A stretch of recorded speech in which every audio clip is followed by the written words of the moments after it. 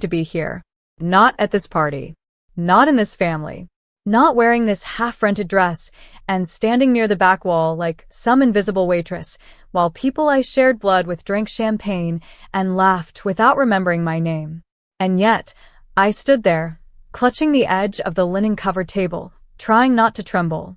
My fingers dug into the fabric when I saw my brother, Carter, swagger across the ballroom floor in his overpriced tux, dragging his ego behind him like a velvet cape. Before we begin, drop a comment and tell us what would you do in this situation? Be honest, tell me in the comments below. We read every comment. Let's begin. Why are you even here? He said, loud enough for the surrounding guests to pause their conversations and turn. You weren't even invited. My jaw clenched. I didn't say a word. I didn't need to, because I had already told myself, tonight, I'd just watch. Not engage. Not crack. Not fall apart. But Carter? He wasn't done. He took 2 steps closer, his breath thick with gin.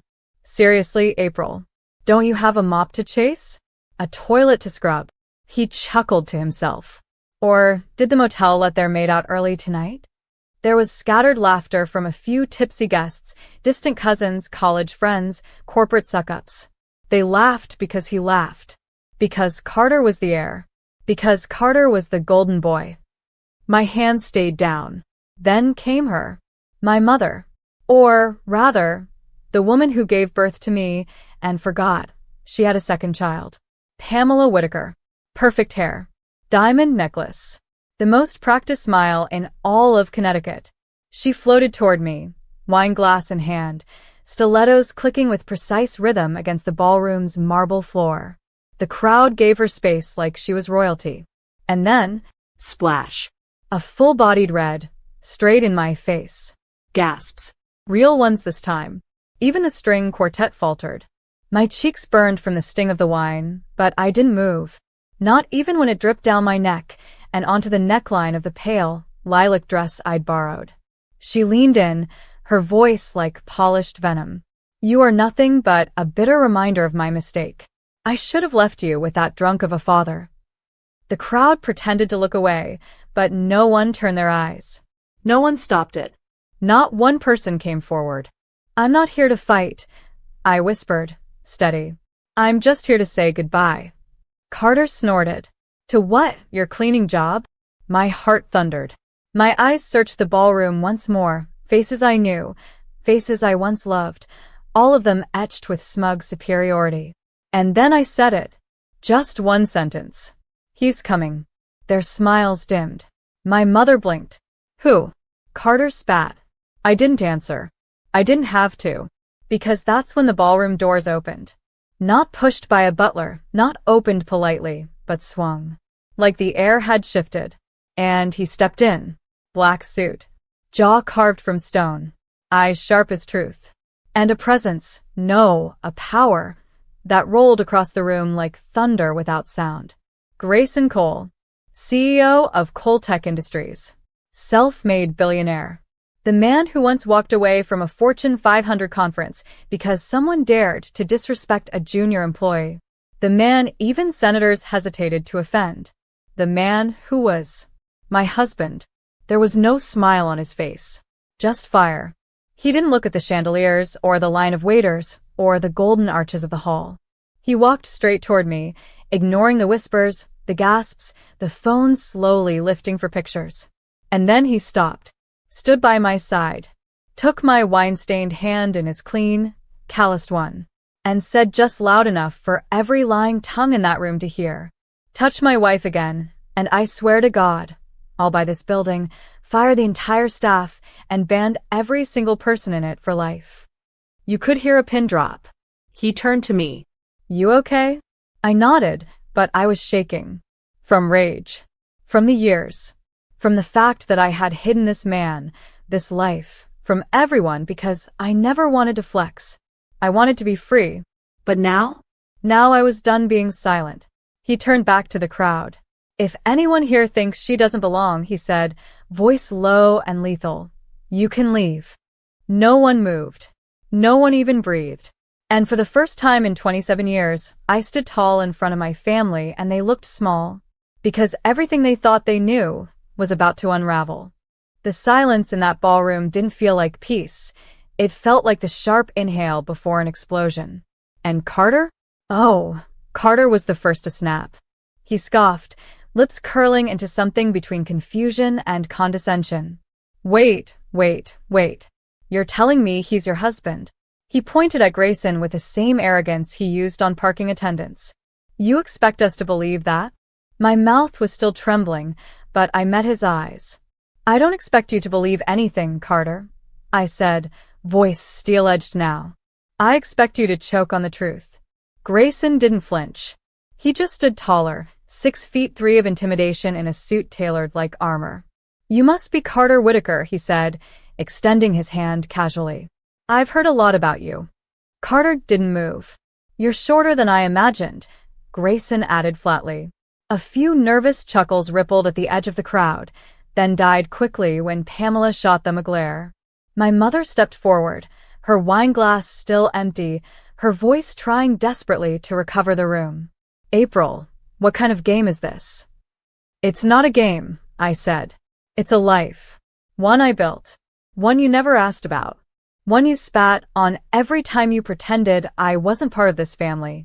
Pamela rolled her eyes. Don't make this about you. You left this family. I shook my head. No. You left me when I didn't fit your narrative. When I chose to work, not marry some lawyer you liked. When I cleaned hotel bathrooms instead of enrolling in a country club tennis class. And now you're trying to rub this. She gestured wildly at Grayson. In our faces like some fairy tale?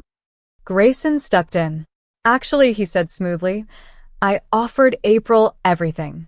But she chose to work. To live simply. To build her own path. He turned to face the guests now, his voice echoing slightly against the marble and crystal surroundings. I beg her to quit working. You know what she told me? I won't let money change who I am. My heart clenched. The crowd shifted. Pamela's voice cracked. So, what now? You storm in like some white knight and expect us to worship her. No, he replied coldly. But you will respect her.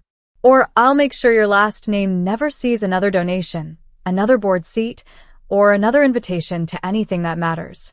And then he pulled out his phone. Made a call. Yeah. Richard? Tell the Whitaker Foundation they're off the board. Permanently. Pamela went pale. That's my name, she whispered. That's my life's work. You should have thought about that, I said quietly, before calling your own daughter a maid in front of 300 strangers.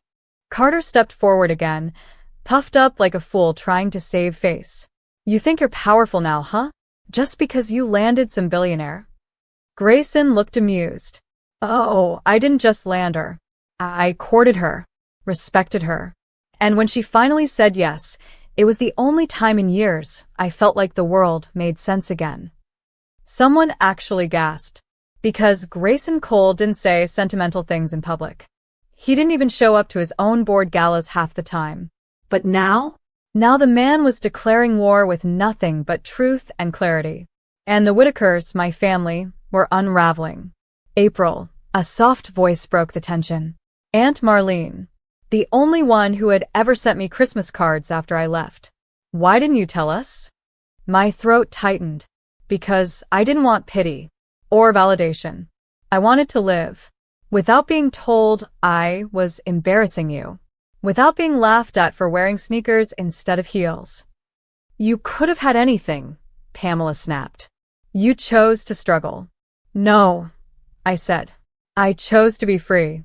Grayson nodded, squeezing my hand once. And then he looked at the crowd. My wife never needed my wealth. But from today, you'll all understand what it means to lose her. He gestured toward the center of the ballroom. A man emerged from the shadows, a security officer with an earpiece. Escort Mr. Carter Whitaker and Mrs. Pamela Whitaker out, Grayson said, his voice calm. Carter barked, You can't do that. I just did. And as the ballroom doors opened again, this time for them to be escorted out, I whispered to Carter as he passed. You said I shouldn't be here, but I built a life you can't even understand.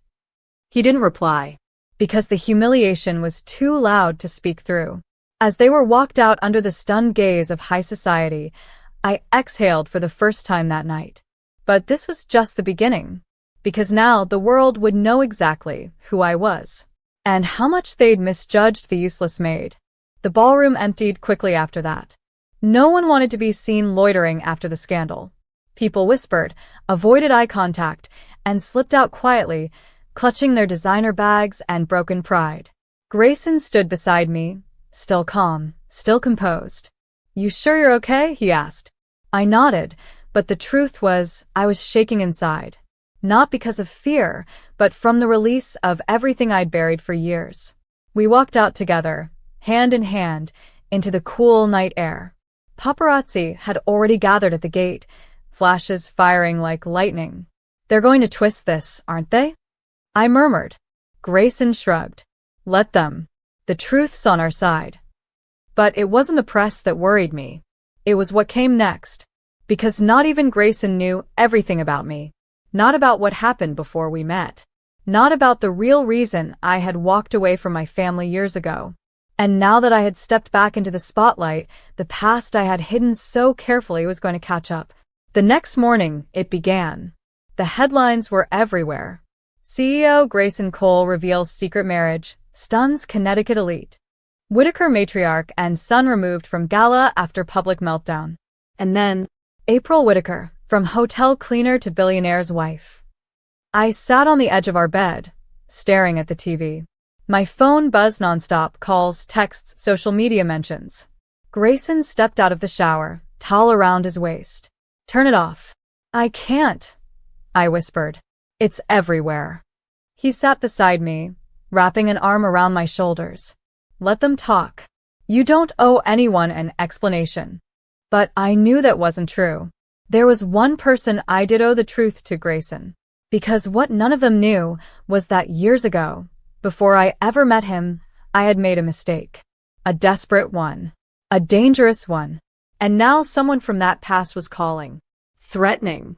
"I saw you on the news," the voice said on the phone that night. "You're living it up, huh? Forgot about me?" I froze. "You owe me, April. And now I want what's mine. Or I tell the whole world what you really are." My heart sank. Because in front of the whole world, I had finally stood tall. But behind closed doors, the shadow I thought I'd buried was ready to return. The call haunted me for hours. I didn't sleep. I couldn't. Grayson noticed, of course he did. The man could read me like a book, even if I was trying to hide the torn pages. "Who is it?" he asked the next morning as we sat across from each other in our private kitchen. No bodyguards. No noise. Just us. I hesitated too long. "April," he said softly, "talk to me." So I told him. Not everything. Not yet. Just enough to see how much truth I could share without watching him pull away. "There was someone," I began. "Before you. When I was alone. I borrowed money. From someone I shouldn't have. And now that I'm on the news, they think I can pay it all back with interest." Grayson's jaw tightened. "How much?" "That's not the point," I said quickly. "They're not just after money. They want to expose me. Make it look like I was using you." He stood up. "Paste." "Names?" I shook my head. "I'll handle it." He turned to me, eyes narrowed. "No, you won't." I blinked. "April," he said firmly, "I didn't marry you to show you off. I married you because you're the strongest person I've ever met. But you don't have to carry everything alone anymore. Not now. Not with me." Something in me cracked. Tears welled up, but not the weak kind. The angry kind. The tired kind. "I was scared," I whispered. "If they dig deep enough, they'll find out everything. The motel arrest. The eviction. The fake name I used at that waitress job." Grayson didn't flinch. "I don't care," he said. "But the world will." He stepped closer, lifted my chin. "Then let them care. Let them talk. If someone wants a war, they'll have one with me." And just like that, I realized something terrifying. He didn't just love me. He was ready to burn for me. That night, Grayson made one call. A team of investigators. Lawyers. Security. By morning, They had tracked the man who called me Rick Mason, a small-time loan shark who ran operations under fake charities and fake threats. But Rick wasn't bluffing. He had old photos. A fake agreement I signed under pressure. Even a voicemail from me back then, begging for help. It could be twisted. It could ruin me. And Rick knew it. $500,000. Or the press gets everything. Grayson didn't blink. Meet me. Tonight. Name the place. I panicked. You're not giving him money, are you? Grayson looked at me, calm but cold. No. And then he smiled. But it wasn't a kind smile. It was the smile of a man who never lost a war. The meeting was set at an abandoned rooftop garage downtown. Rick Mason showed up 15 minutes late, smug and greasy in a fake designer jacket, holding a flash drive between two fingers like it was a royal scepter. I gotta say, he smirked at Grayson, you're a lot dumber than I thought. Showing up like this for a chick who ain't even worth. He didn't finish the sentence. Because that's when Grayson's security team stepped from the shadows. 3 silent men in black, cameras already rolling, every word Rick had said recorded. And standing right behind them was me. I stepped forward. Calm. Clear. And no longer scared. You always counted on me being the one who begged, I said quietly. But not this time. Rick's smirk faltered. You think this little show scares me? Grayson nodded once. It doesn't have to. But you might want to know that the press will get this footage, along with every fraud complaint we've dug up against you. Unless you disappear. Quietly. Rick laughed nervously. You got nothing on me. I reached into my coat pocket and pulled out the original agreement, the one he forged with my signature years ago. Our legal team ran it through forensics, I said. The signature doesn't match. Not even close. Rick's eyes widened. Grayson stepped closer. You tried to destroy my wife's life. I'll make sure yours gets buried first. Rick took a step back. But the damage was done. By morning, Rick's name was on every scandal blog and news site. Fraud. Blackmail. Extortion. Arrested mid-flight trying to flee the state. And me? I was no longer hiding. 2 days later, the Whitaker family held a press conference, trying to reclaim their image. Carter stood in a stiff suit, reading from a script. Pamela sat beside him, silent, her face tight and powdered. They didn't know I'd be there too. But I was. Grayson and I walked in hand, unannounced, stepping up to the press table as if we owned it, because we did. Reporters surged forward. Mrs. Cole, do you have anything to say to your family? I took the mic. Looked at them.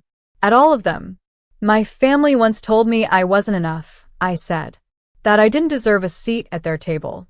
But it turns out, I was building my own. Cameras flashed. Pamela stood to object, but the crowd wasn't listening to her anymore. They were listening to me. And finally, I said the one thing I'd always wanted to say, not out of hate, but out of truth. I used to think I had to prove something. To be accepted. But I don't. Not anymore. Because the people who matter, the ones with real hearts, see me already. Then I turned to Grayson. He smiled.